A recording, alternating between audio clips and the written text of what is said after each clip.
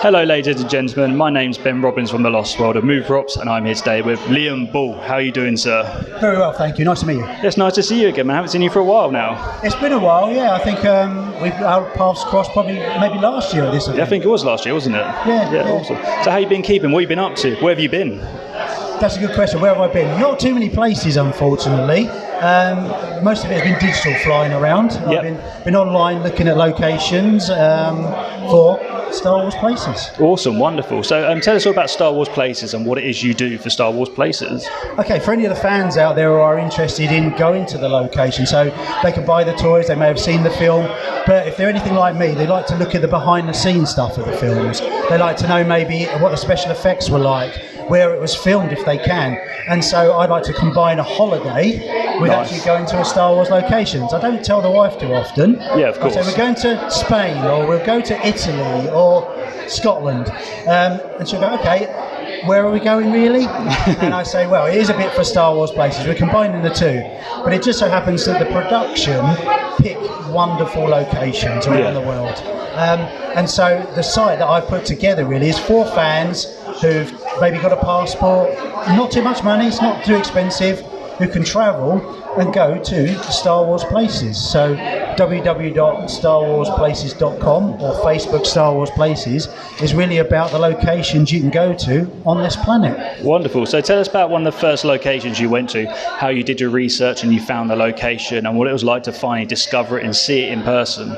Yeah, I think one of the main ones that I can really say, the first one, was in Tunisia. I was lucky enough to go out in Tunisia in 2004, I believe it was, 2004, so a long time ago now.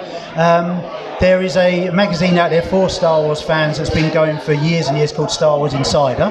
Yeah. And in the Star Wars Insider, in one of the very early editions, around 24, 25, something like that, it's now on about 150 odd. Nice. So it's a very early edition. Yeah. There is an archaeologist and explorer called David West Reynolds, and he put an article in there about the locations, and that fascinated me. Wow, you can go there, you can see these things, you can be at these locations.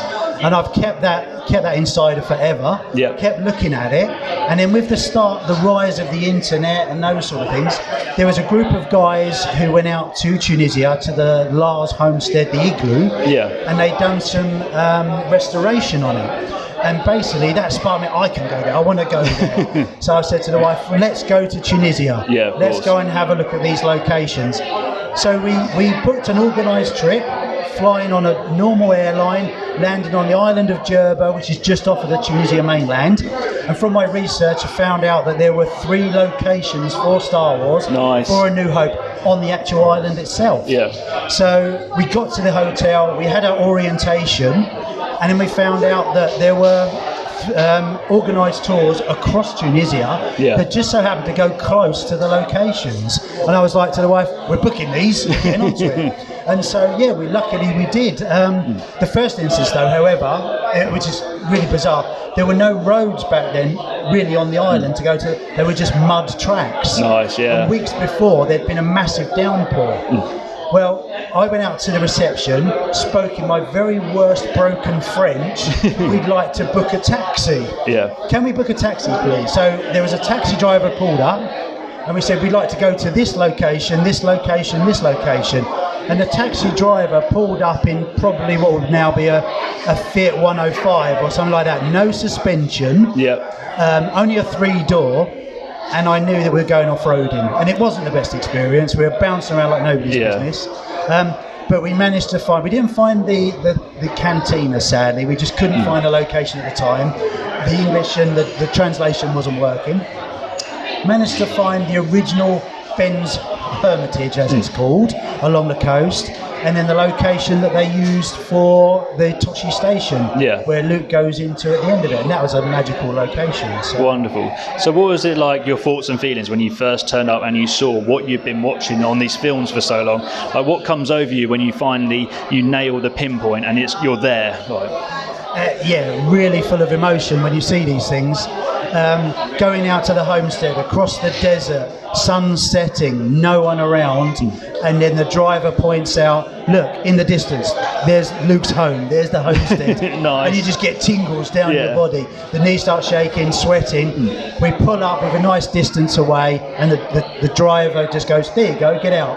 No one around, and you're there. In Tatooine, Yeah. there's one sun, unfortunately, but the one sun is setting, Yeah. and yeah, just walking around the homestead. I was almost in disbelief. I was disbelief. My wife was there, going, "Yeah, whatever." Yeah. She's a fan of Star Wars, but not as big a fan as me. Gave her the camera, walked around the igloo, had to touch the igloo just to say I'd been there. Walked down the little stairs to the front that Luke does as well. Yeah. Just before R5 blows up, as it were, they go in, and yeah, dreamlike really is what I Yeah. can say. It's when you find it electronically or digitally online, and then you're actually standing there. It's just an emotion, a roller coaster emotion. That's wonderful. So when you're there on set, are there pieces of set left? Are there bits of props laying around? Is it all cleared out and is it all gone? A lot of the times with the most recent sort of productions where you've got Andor and you've got Mandalorian, they're cleared away to almost Yeah. nothing.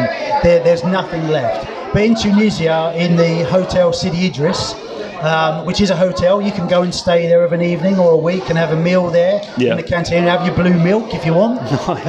There's still a lot of set dressing left in there. Yeah. So you go behind sort of where the camera wouldn't have seen from the reverse, and there is set dressing there, the wood, the fiberglass is still there. So Wonderful. brilliant. So have you ever pinched anything little from these places, or is that a no-go zone when it comes to it? No pinching. No pinching? No Don't pinching. take anything? No taking. Yes. I was gifted about someone who was on the tour with us who wasn't a fan at the time. Yeah. Actually come to me a little bit later when we was back in the cars, back away, so I didn't know this had happened. Yeah. Gave me a little bit of fiberglass edging, set decoration. Wasn't nothing major. Yeah, of course. After the filming had been done, all filming had been done. They hadn't returned. They weren't going back. Yeah. A little piece of the Lars homestead, just a little bit of etching. Yeah. So I've got that at home. Yeah, I suppose it's important to leave it behind because not just yourself wants to see it. Other fans are going to now hopefully go find these places and want to see it for themselves. So it's kind of selfish to be taken from these places because you're going to take possibly someone else's memories away now.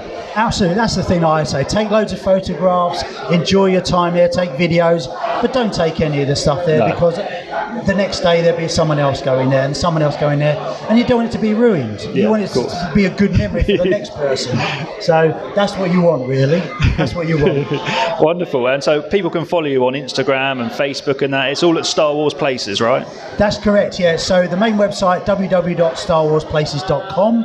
On there, you've got a film location breakdown, so you can go to the episodes 1, 2, 3, 4, 5, 6, 7, 8, 9. You've also got Mandalorian, Andor, and Obi-Wan on there. Yeah, of Click course. on there, and it will take you to the planet. So, for example, A New Hope, episode 4. You've got Tatooine on there. You've got a studio link as well, and you've got pictures. You've got Google Map links. Yeah, of so course. if you've got Google Maps, you can click on there, and then you can take yourself there as well. Wonderful. And are you happy for people to contact you through your social medias if they're trying to find a location or if they found a location? Absolutely, by all means. It's really great to share with the community what's going on. I've got fans and people that have followed me all across the world. I've got people in America that I converse with, some of them are USA locations. People who've gone there and sent me images as well where they've been, and we've worked together. One of the great big collectors in America, a guy called Gus Lopez.